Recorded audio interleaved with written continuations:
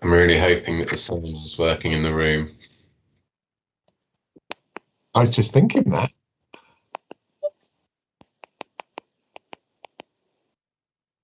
I'm suspecting is that I've not had an answer to that particular comment. It's not. No.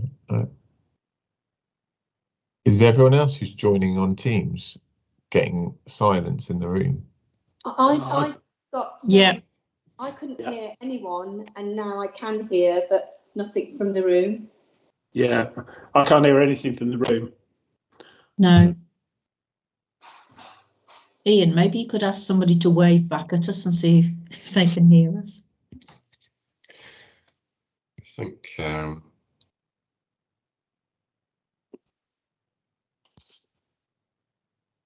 Should we wave?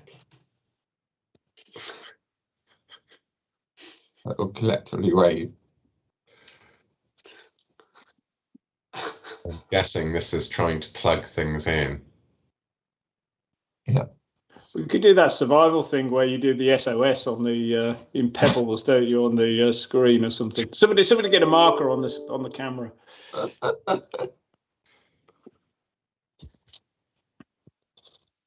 This is the new world of hybrid working, isn't it? It's yeah, interesting, transitioning. Okay, so we can now hear you. If you put your thumb up, you can hear me. Yeah, fantastic. Thanks, Bob. So at the risk of repeating myself, some people are here virtually. Some people obviously have been able to get into Summer Lane today. How we'll deal with things in the first instance, I'll go around the table to ask people to introduce themselves, and then we'll go through the screen then to ask people to introduce themselves also. We don't seem to be large numbers, so I think we can deal with this. So I'm Councillor Bob Slay, I'm the Deputy Mayor and I chair the Investment Board. Hi, Carl Pearson, Head of Financial Planning, here on behalf of Linda. Wendy Slater here for Governance Services.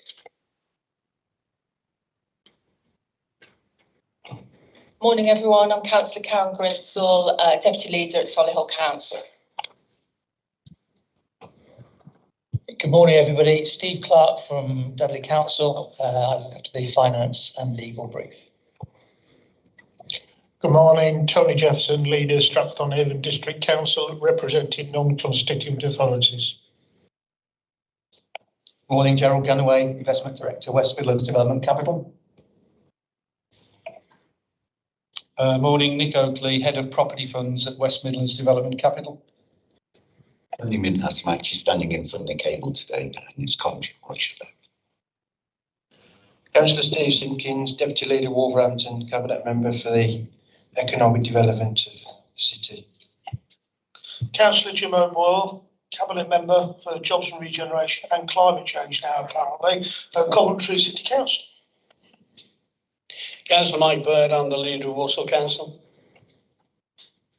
Thank you. I'm going to get, if you can see the same screen that I can, I'm going to go from Linda first, and then we'll go clockwise round the screen. So Linda, can you introduce yourself, please?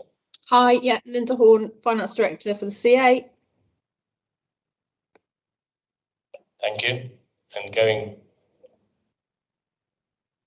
okay. Gareth, Gareth, can you introduce yourself? And I'll go to Ian Martin. Morning, everyone. Gareth Bradford. I'm the Director of Housing and Regeneration at the Combined Authority. Ian Martin, I'm the Investment and Commercial Activities Director at the Combined Authority. Martin Clayton, please just introduce yourself. Hello, good morning. Martin Clayton from Solihull Council.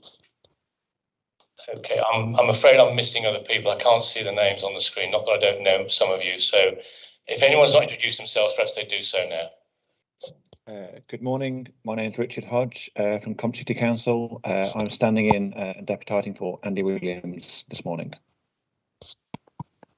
Gary Tate. Go on, You Sarah. go, Gary. Gary Taylor here representing GBS Lab.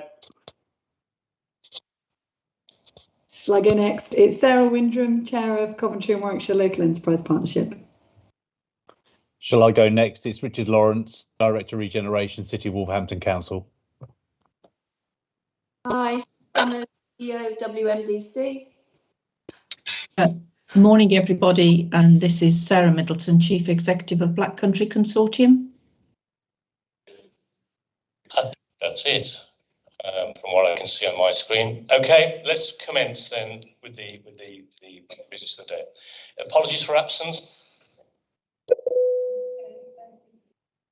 Received 3 apologies from Nick Abel, Councillor Chatfield and Paul Brown. 3 apologies. Notification of substitutes, if any. I think we've had those. Thank you. Declaration of interest. If any members are reminded of the need to declare any disclosable pecuniary interest they have in an item being discussed during the course of the meeting. In addition, receipt of any gift or hospitality should be declared where the value was thought to exceed £25. I don't think that applies. I will, however, put a non-pecuniary interest on item 11 of the agenda, which is the UK Central Programme update, as a director of the Urban Growth Company. Anyone else wish to declare? Yeah. Thanks, Bob. I should declare Solihull Council item 11. Okay, I think that's all we've got. So that's the first item. We have the minutes of the previous meeting of the 19th of April. We're just simply taking those as a true record on this occasion. Does anyone see any glaring mistakes they want to have changed? If so, indicate by hand or otherwise. No, I'm therefore approving those and note accordingly. We therefore move to item 5 on the agenda. Business items for noting, but we normally have this report presented. This is the investment programme update. I'm either going to ask Linda or Ian Martin, whichever is the closest, to read the report and tell us what the highlights are. Thank you. I'm happy to do that, Councillor Slay. Geographically, I'm probably closest. Funding commitments currently being 834.9 million.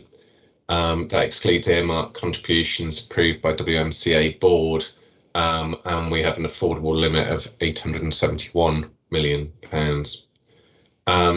Costs incurred stroke drawings really at the moment are 294.3 million, so that's the money gone out to programmes and projects.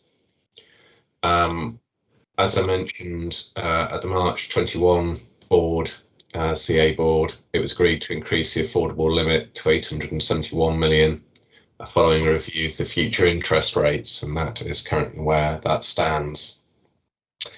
Investment board should note that at the March board there was authority delegated to the chair and statutory officers to agree urgent proposals during the period of PERDA when the board wasn't sitting. One such proposal was duly approved from a presentation to WMCA board. For those that were present on Friday, they'd know that it was the £50 million loan to match the DFT funding of £50 million to be used to construct a multi-storey car park at UK Central, thereby releasing the surface car park land. So that was presented at WMCA board on Friday and was approved. The board should note that WMCA has received its first £36.5 million payment of the second 5-year term under the devolution deal. So we can take that as confirmation that we've passed the gateway review process. Thank you. We're going to the dashboards in a moment. Just to highlight the point you've just finished with, we have received our next tranche of funding from government, which would indicate to us that we have got through the gateway process for the next 5 years. So I think that's good news, and I thank everyone in this board who contributed to the SQW review, which actually underpinned HMT's review of the investment programme, and equally whether to continue with investing in the combined authority. Any questions on this part of the item? No one's indicating. I'm therefore going to ask you to move to the dashboards, please, if you would, Ian. Thank you. Sure. So on the investment programme dashboard, we have 76 projects recorded as having received approved funding.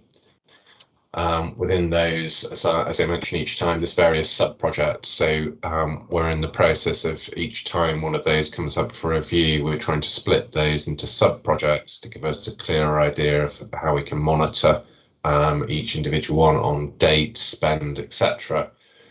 Of the 76 projects, we're currently flagging 13 schemes with a red status on completion date only. That's the difference between what was forecast and what is or what was set when the business case came forward and what is now forecast. Those schemes are required to go through a change control process. Of those, they are listed on the within the report. None of them have any indications that there will be financial changes resulting in a request for additional money. These are about requests for changes to move the date outwards. Thank you. Any questions on the dashboards and on those red status? As has been explained, they are subject to change control, and it's really just a case of the timing for completion that seems to be the key issue. Anyone indicating wishes to speak on those matters? No. On that basis, then we will note accordingly. Thank you. I'll therefore move to the other item in public, which is the Business and Tourism Programme update. I've got Helen Kershaw's name, but I think you're doing this, Ian, aren't you? Is that right? Yes, I'm happy to pick that up, Councillor Say. So this item is only an update. In many ways, it's a little premature to provide an update on this project, but when Investment Board approved this, they did say that they wanted to receive regular updates, and it has been circa 6 months. So